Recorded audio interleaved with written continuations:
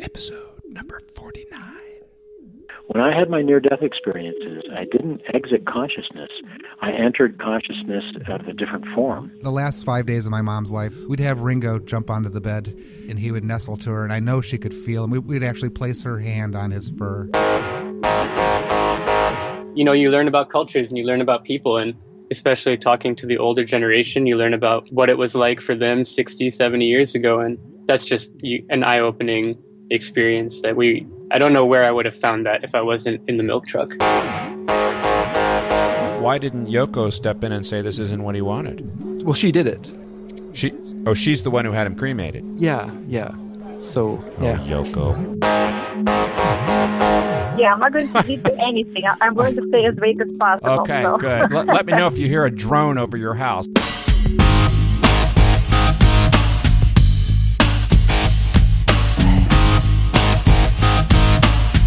Hi, this is Brant Huddleston, host of Dance Past Sunset, the show where we explore innovative ways older adults enjoy peak life experiences well into and even past their sunset years. Today, I'm continuing my series on how some particularly adventurous boomers choose to live out their sunset years outside the United States. There are lots of things to consider before making that choice, and here to help steer us through it is author and former actress Tricia Pimental, who with her husband Keith landed in Fundao, Portugal, where they are enjoying the good life at 1/3 the cost of living in the U.S. Now, I want to give some context for this interview. Tricia is presently the Portugal Correspondent for International Living magazine, and the Dan she mentions in our interview is Dan Prescher, who is also with International Living. I interviewed Dan in show number 47, where he talks about expat life south of the border, but today we are heading over the big pond to Europe. Now, if you've listened to my other shows, you know I am especially interested in how expat living affects marriage and other close family relationships. Tricia and Keith have been married 26 years, have grown children, and a passel of grandkids, so we jump right into it. You know, passel is such a good word. I've been waiting a long time to use it. Anyway, Tricia and I had so much fun, we talked for a good bit, so I broke this show into 2 parts. Be sure to stay to the end because I have some goodies to give away, and I want to make sure you get them. Plus, we have a little secret to tell about Tricia. So please join me for my interview with an American living in Portugal, Tricia Pimental.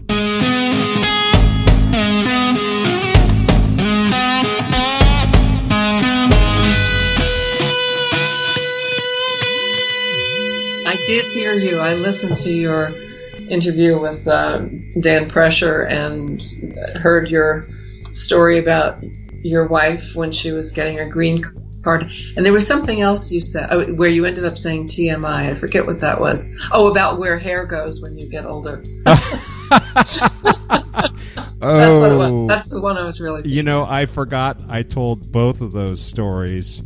Did I tell the story about the Marine intelligence officer?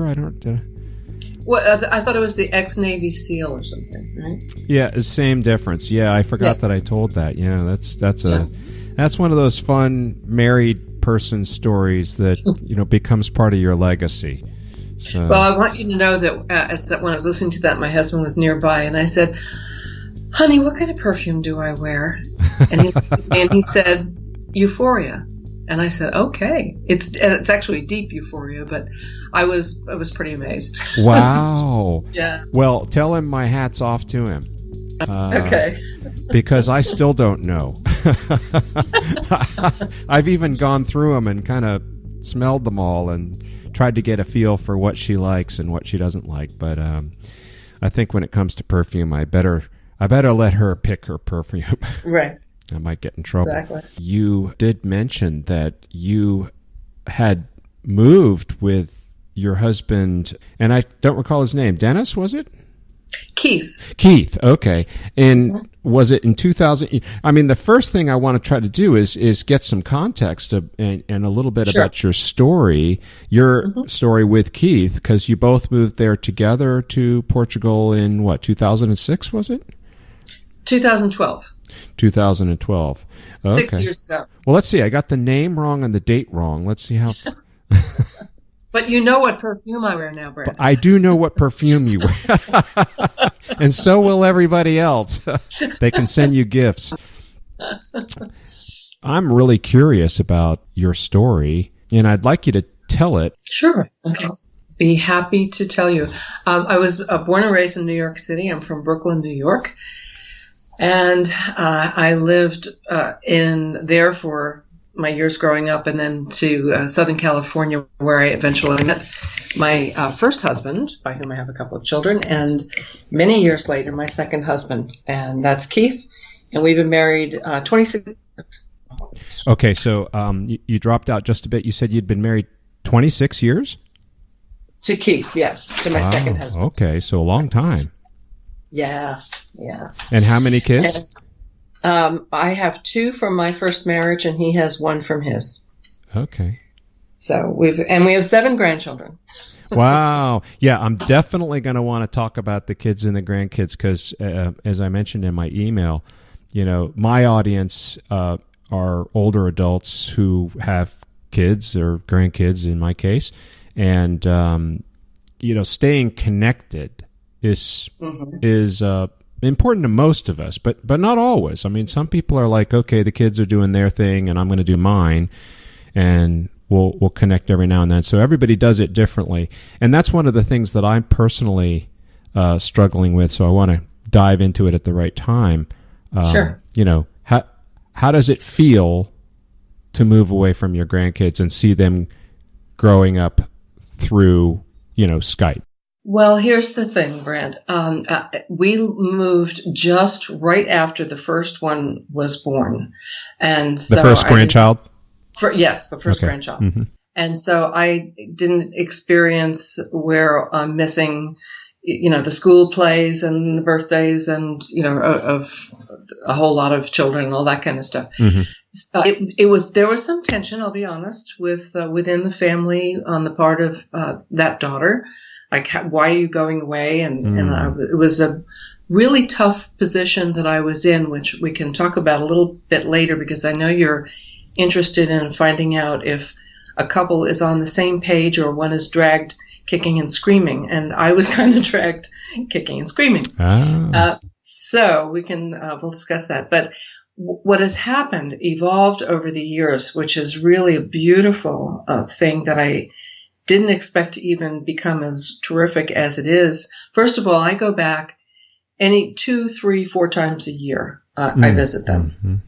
And my daughters in California, with having young children and all, and feeling like it's a lot to travel with little infants and toddlers for such a long flight here. They would come to Lisbon. I understand that. I go there. The other set of grandchildren are in Indiana, and they're older, from my husband's son, and they've been here twice already to Portugal, and they're coming again in a few weeks for the 3rd visit, and I'm there periodically as well. So what has happened is, when I go back, say, like to LA, I'm there for 2 weeks, 3 weeks. If it's because of a birth of a newborn, mm-hmm. I might be there 4 or 5 weeks. So the time is, the old quality time versus quantity. Mm-hmm. Mm-hmm. It's been amazing, and our relationships have deepened within the family, and it's great. So eventually, when the California crew gets a little older, I'm really wishing and hoping they'll come here and see what Portugal is all about, because it's fabulous. And how old are the grandkids in California? 1, 3, 4, 6. Oh, so yeah, quite young. And the other ones are 6, 8, and 10 in Indiana. Okay, boy, you got a passel of grandkids. We do, and we have a lot of fun with them. And then when they go home, or they have all kinds of exciting stories to tell their friends about what it was like here when the ones from Indiana. Mm-hmm. And I am really looking forward, like I said, to when the others come. And when you said the relationships deepened, did they also deepen with the daughter that you had tension with? Has that kind of healed over, or is there still some? Yes. No, as a matter of fact, she wrote me, we just had Mother's Day not too terribly long ago, and she wrote me the most beautiful email Mother's Day message that I have ever had in all the many years. Mm-hmm. And she said it took me, X amount of years to understand, what it's like to really be a mom, and I see it now, and I'm stepping back from it. So our thing is so much deeper than it was. I mean, we've always have a good relationship, but it's and part of it is, you get older and your children get older, and then they realize what it was like when you were their age, and so on and so forth. It's part of life. Yeah. But I think the distance with not being there all the time and not popping in on Wednesday morning and saying, "Are you sure you want to dress her in that today, honey?" Yeah. Not that I'm inclined that way anyway, but I think there's a certain special thing that happens when your time is more precious.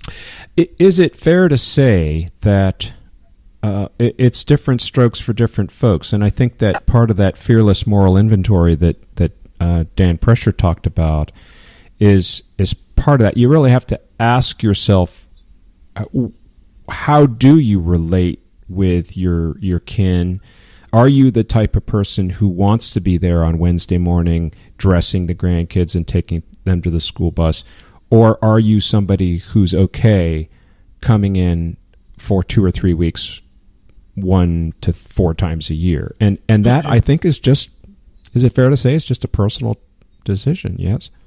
Obviously we're all individuals. I think it was facilitated for me unfortunately, there was a divorce with their dad years ago. So we had separate time. We lived very close to each other, and we're all friendly, and, very, very Hollywood. This is LA, Yeah. I was used to the fact that they lived part of the time in a different house, and they vacationed with him, and then they vacationed with me. So I think the seeds were planted for not having culture shock when we made Keith and I made the move that we did over here. Mm-hmm.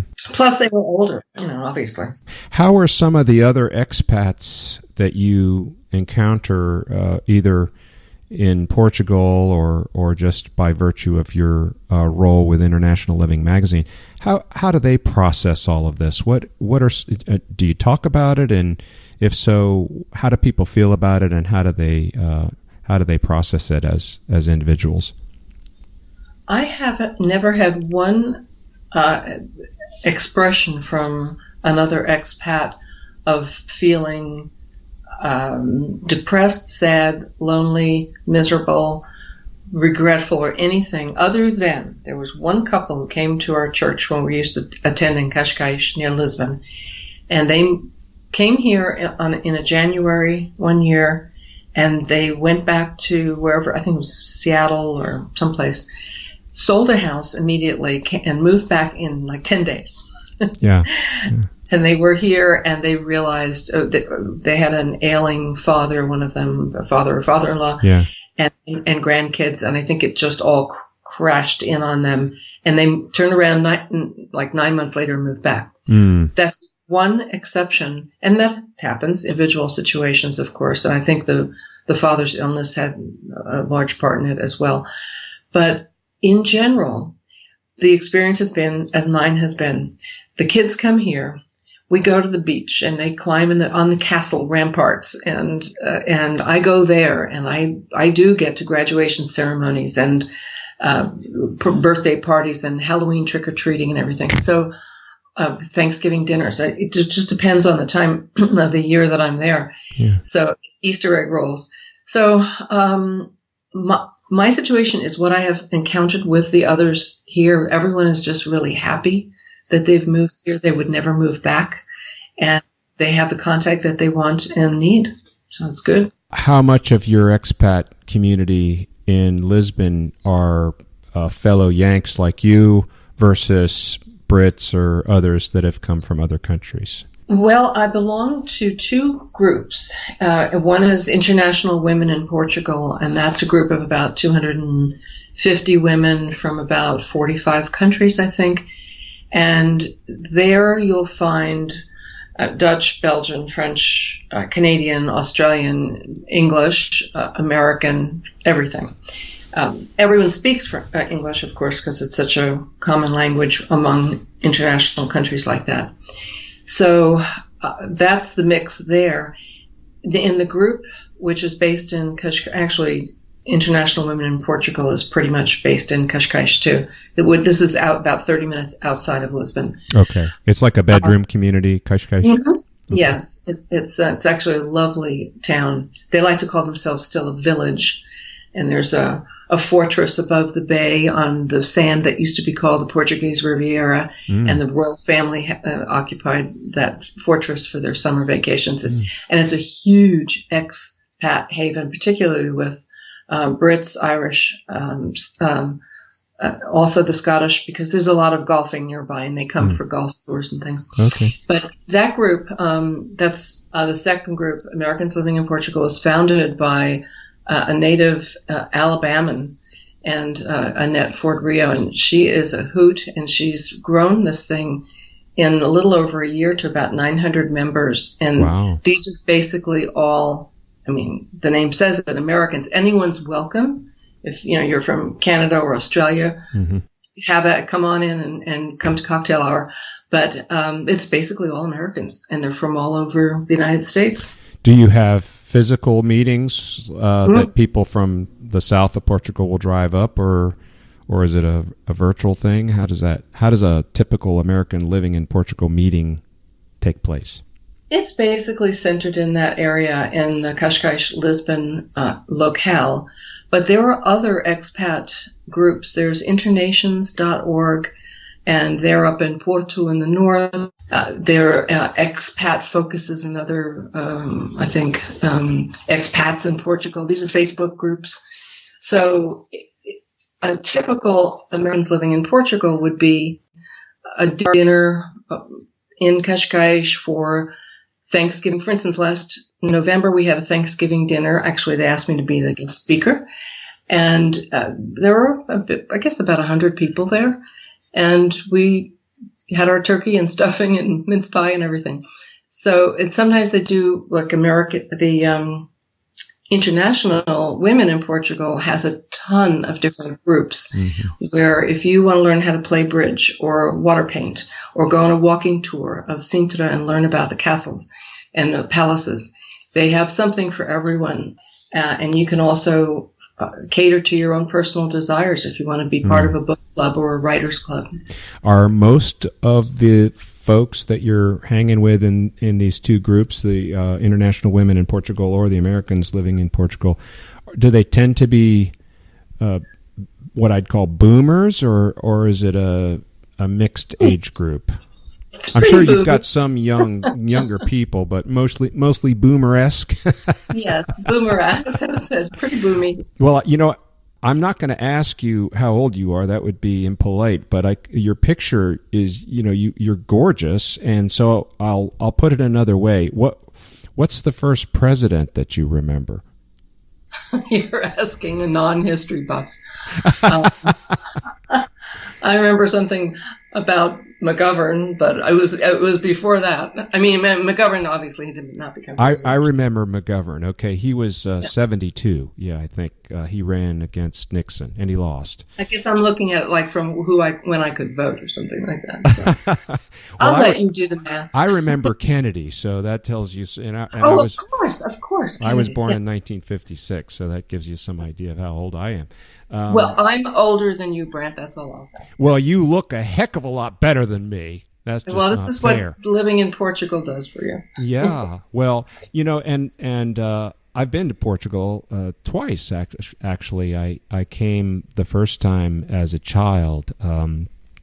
I was living in Fort Huachuca, Arizona, 9 years old, and one day my dad said, "We're moving to Germany," and the flight, which was, I don't know, TWA or Pan Am or something, it stopped in Lisbon, and we bumped around. So I lied. Actually, we were there a third time because we went to Germany from there, and then later, a year or two, we went back, and we went to Lisbon, and I remember spending time there. And then the most recent time was just in 2011.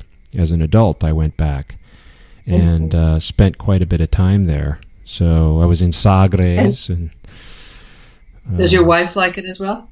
Well, that was with somebody else, but we'll just... Oh. that was Never mind. Yeah, I was just thinking because I know she's different travel partner. Well, okay. That was 2011. I remarried in 2015. Oh, and okay. You're a newlywed. And by the way, speaking of new things, how's your new grandbaby? Well, thank you for asking. Absolutely wonderful, and it's part of the reason why I'm on this journey for myself and for others, because I grew up without those kinds of familiar connections. I rarely saw my grandparents or my aunts and uncles, and so it was just the nuclear family, brothers and sisters mostly, and it wasn't. We traveled all over the world, and I went to 13 schools in 9 years, and was always living out of boxes, and had that nomadic life.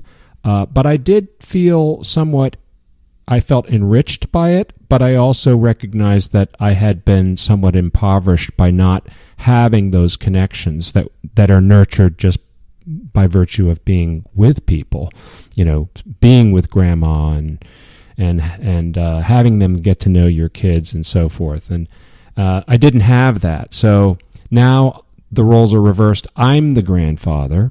My daughters are having kids, and I'm debating over whether I want to put them in the same situation I was in, so that they're raising the grandkids without me, and they see me in pictures and visits once or twice a year, and how that will affect my relationship with my daughters and my relationship with my grandkids. So it's something I'm weighing very, very seriously. Mm-hmm. Yeah, that's why I'm asking. Mm-hmm. No, I understand. I think part of it, again, I've mentioned before about being set up for the time away with my daughters when they were growing up because of my situation with my former husband. But also my mother, like I said, I was born in New York, and I moved to LA when I was 20.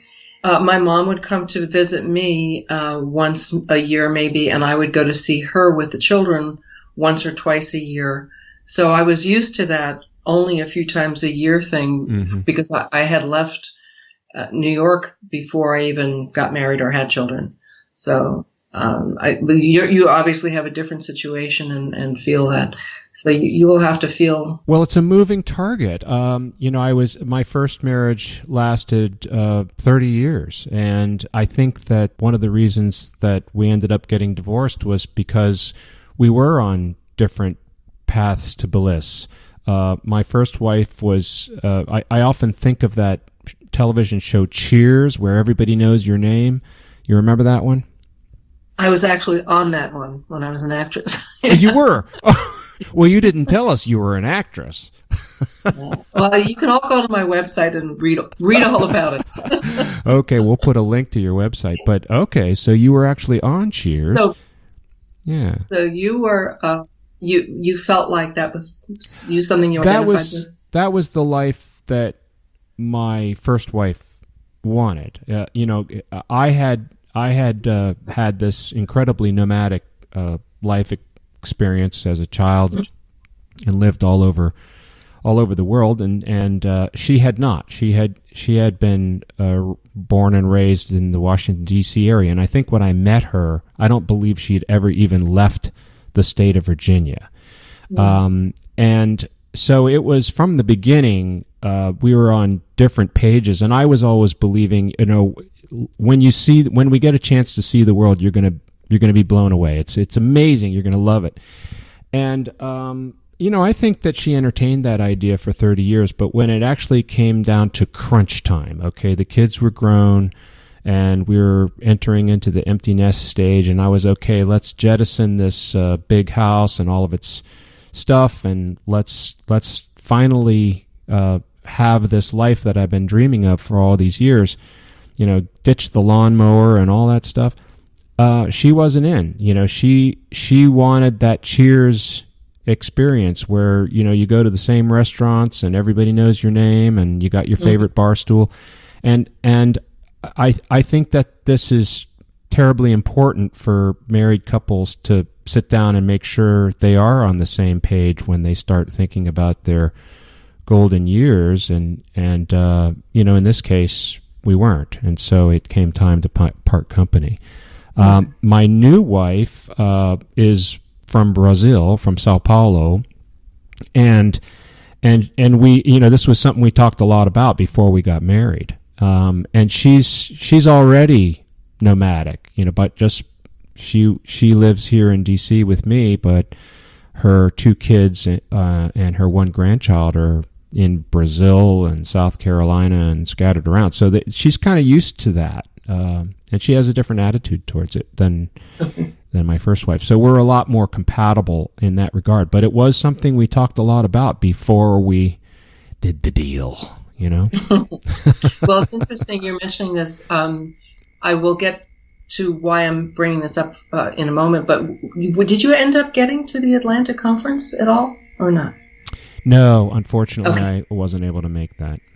Okay. Well, I as you might expect, I represented Portugal and gave a couple of presentations on Portugal there, mm-hmm. and I met a lovely couple.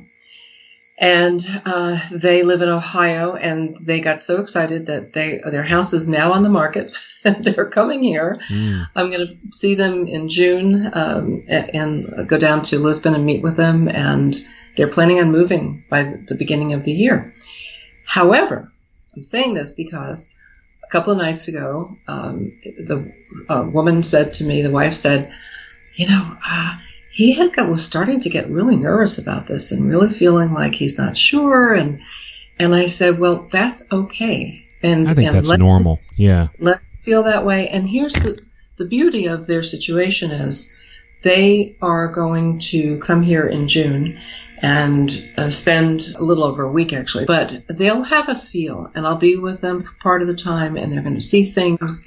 And I've been sending her emails that come from my international women in Portugal, and to see that there's a community here that you like to use the parachute in expression. So they have something. And the worst case theory is, she said, if they end up selling the house, that it's too big a house for them anyway, they'll be happy to downsize, and then they'll just come here and visit a lot. And I said, that's the right attitude. Dip your toe in the water, take your time, rent, don't buy right away. Good advice. Because it really is not for everyone being an expat, and particularly, I would say, actually, Brent, more in countries like in the Central and South America, those countries, it is very different from Portugal. Is like it's almost like in Northern Europe, like France, with just a much softer twist, a much less, the weather's better, and it's just a much more low-key lifestyle. Lots of fun talking to Tricia, and there is more to come in part 2 of our talk. Her secret? Well, let's just say it had to do with a conversation she had with Tony Randall on the set of The Odd Couple. Do you remember that show? Of course you do. Who could forget? Anyway, we'll reveal more about that in part 2. Before you rush over to part 2, please take a moment to sign up for my newsletter at dancepastsunset.com because, ta-da! On August 1st, 2018, I will give everyone on the list 11 inspirational songs I produced that are guaranteed to lighten your step and put a positive boost in your day. All free. Just look for the big orange button on my website. Also check out my Facebook page where I post all kinds of cool articles I find about caregiving, boomer life, and the tools, tips, and technologies I find useful or interesting. Just search Facebook for Dance Past Sunset. That's it for now, my crackers and cheesettes. Remember to make the most of every moment because it's the only moment you've got. This is your host, Brant Huddleston, signing off.